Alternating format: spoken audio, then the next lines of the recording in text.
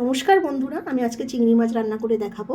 চিংড়ি মাছের নামটা শুনলেই যেন জিভে জল চলে আসে। চিংড়ি মাছ দিয়ে নানান প্রিপারেশান হয়, তবে চিংড়ি মাছ ভাপাটা একটা আলাদা স্বাদের। এটাতে এটাতে মানে সর্ষের গন্ধ, পোস্তর গন্ধ, সর্ষের তেলের গন্ধ একাকার হয়ে যায়।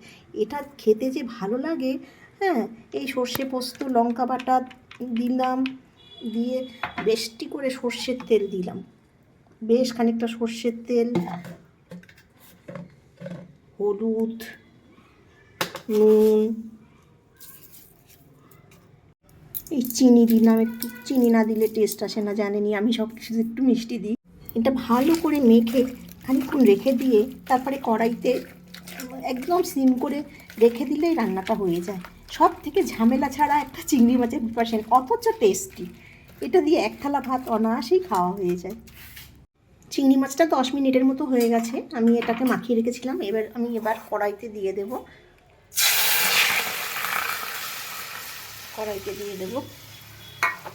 তার সাথে কয়েকটা কাঁচা লঙ্কা চেরাও দিয়ে দেব।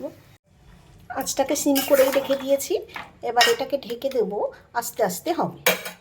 চিংড়ি মাছ ভাপাটা হয়ে গেছে। এবার এর মধ্যে আমি একটু সর্ষের তেল দেব।